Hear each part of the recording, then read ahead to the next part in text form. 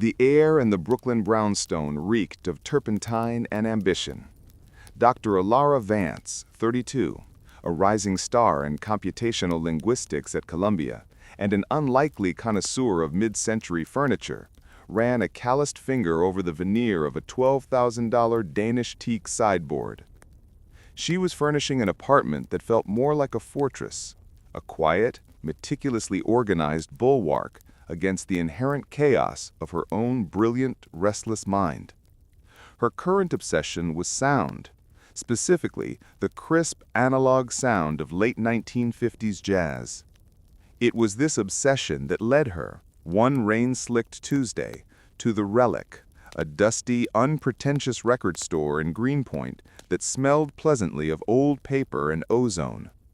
Behind the counter was Caspian Thorne, 35, a man whose casual dishevelment, a vintage NASA t-shirt, prescription glasses perpetually sliding down his nose, belied the razor-sharp focus in his hazel eyes. He was the owner, chief archivist, and sole proprietor of the store's deep, often esoteric inventory. He looked less like a vinyl dealer and more like a historian who occasionally moonlighted as a very attractive lumberjack. Elara was hunting for a specific pressing of a Dave Brubeck album. Kaz, without prompting, walked directly to the jazz post-bop section, reached up, and pulled out an unmarked white sleeve. "This," he said, handing it to her, "isn't the Brubeck you're looking for. It's better. It's the Algorithm of Solitude, a private press by a pianist named Julian Jacques Maxwell, a name you won't find in any major archive. Only about 50 copies exist. He was a Manhattan Project physicist who used composition to process the sheer, terrifying weight of what they'd done. His scales are mathematical. His syncopation, it's a cry for help." Elara's interest, usually reserved for code and abstract structures, was instantly piqued. "Manhattan Project? That's an incredible artifact. How do you know all this?" Kaz simply offered a small, knowing smile that didn't quite reach his eyes. "I curate histories, Dr. Vance. I don't just sell music." Over the next months, their relationship blossomed with the quiet intensity of two people who recognized a similar loneliness in the other.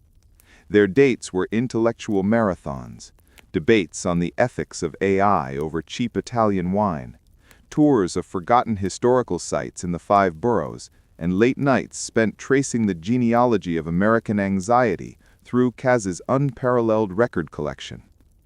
Elara, a specialist in analyzing complex data sets to predict human behavior, found Kaz to be the most unpredictable variable she'd ever encountered. He spoke 4 languages, could identify a specific model of vintage oscilloscope by sight, and had a deep, almost uncanny knowledge of Cold War-era infrastructure and propaganda. His personal history, however, was a blank slate. He claimed to have inherited the store from an eccentric great-uncle and had spent his life traveling, collecting, and avoiding noise. The summer they officially moved in together, into Elara's fortress-like brownstone, Kaz brought one final, crucial piece of his collection, a heavy, black lacquer box secured with 3 brass clasps and an obsolete 4-digit code. Inside were not records, but what looked like a dozen brittle, yellowed audio tapes, reel-to-reel format, marked only with dates: October 14, 1962, June 6, 1968, September 11, 2001. "What are these?" Elara asked, her analytical mind already whirring with hypotheses. Kaz's face was grim. "They are dispatches, a private family chronicle. My great-uncle didn't just sell history, he recorded it. And sometimes he tried to change it." The box remained closed, a silent, radioactive core in the center of their new life. The unveiling of the secret. The true rupture came not from the past, but from Elara's current work. Her current project, funded by a highly secretive, non-governmental think tank, the kind that always raised an eyebrow but paid exceptionally well, involved using deep learning algorithms to model potential black swan events in modern society, catastrophic, unpredictable occurrences. During a routine data sweep of declassified CIA and DoD documents, the informational heart of this story, her model flagged a seemingly innocuous, heavily redacted memo from 1964. The memo referenced a Project Nightingale, a behavioral and cognitive study centered around an extraordinary non-biological method of memory imprinting in human subjects who had survived major geopolitical crises, specifically the Cuban Missile Crisis.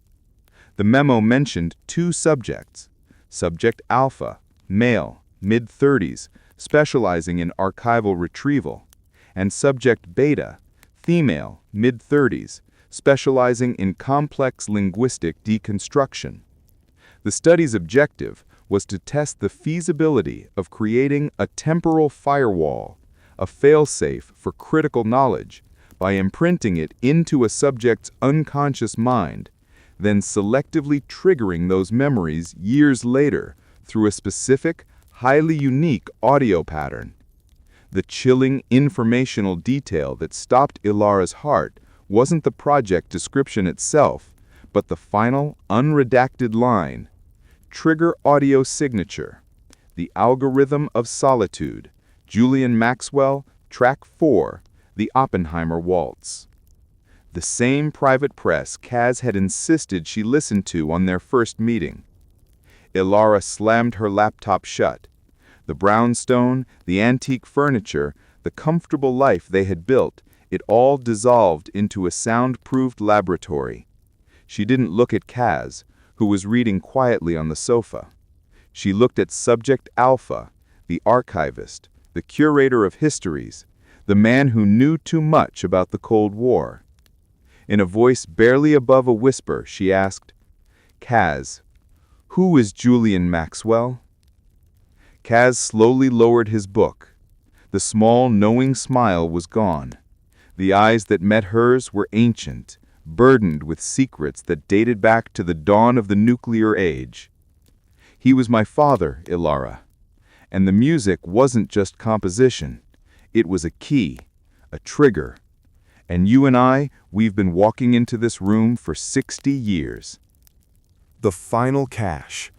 The last cache is revealed to be located deep within the National Archives in Washington, D.C., a highly informational setting that requires them to use their unique imprinted knowledge of Cold War-era security protocols. The ultimate secret. The 12 caches do not contain a map to a weapon or a formula for global control. They contain 12 separate, verifiable accounts of the true, unvarnished history of the post-World War II world, each written by a different, brilliant, and disillusioned scientist/artist. The collective truth is devastating: that the entire Cold War was perpetuated by a select few to consolidate power, and the threat was always internal. The choice. The Minerva Group intercepts them. Cass and Elara face a choice. Use the information to expose the decades-long conspiracy and collapse the global power structure, causing unprecedented chaos, the original Alpha and Beta's failed desperate plan. Destroy the information, erase their own imprinted memories, the ultimate sacrifice of their shared history, and preserve the fragile, flawed peace, choosing to protect the present over seeking historical revenge. Informational scavenger hunt. The cache's locations are coded into the very structure of American cultural history. Elara's linguistic expertise and Cass's archival knowledge must work together to solve complex, multi-layered riddles hidden in a 1950s abstract expressionist painting at the MoMA, New York, New York, the layout of the National Mall, Washington, D.C., specifically the triangulation between the Washington Monument, the Lincoln Memorial, and a specific forgotten-about Civil War monument. The lyric sheets of a famous 1970s protest song, San Francisco, California. The emotional core. As they unlock the caches, their imprinted 60-year-old memories, the original Alpha and Beta's terrifying, profound, and ultimately tragic love story begin to bleed into their present consciousness, challenging the reality of their current relationship. They realize their current love is an echo, but their choice to save the world is entirely their own. The final cache. The last cache is revealed to be located deep within the National Archives in Washington, D.C., a highly informational setting that requires them to use their unique imprinted knowledge of Cold War-era security protocols. The ultimate secret. The 12 caches do not contain a map to a weapon or a formula for global control. They contain 12 separate, verifiable accounts of the true, unvarnished history of the post-World War II world, each written by a different, brilliant, and disillusioned scientist/artist. The collective truth is devastating, that the entire Cold War was perpetuated by a select few to consolidate power, and the threat was always internal. The choice. The Minerva Group intercepts them. Cass and Elara face a choice. Use the information to expose the decades-long conspiracy and collapse the global power structure, causing unprecedented chaos, the original Alpha and Beta's failed desperate plan. Destroy the information, erase their own imprinted memories, the ultimate sacrifice of their shared history, and preserve the fragile, flawed peace, choosing to protect the present over seeking historical revenge.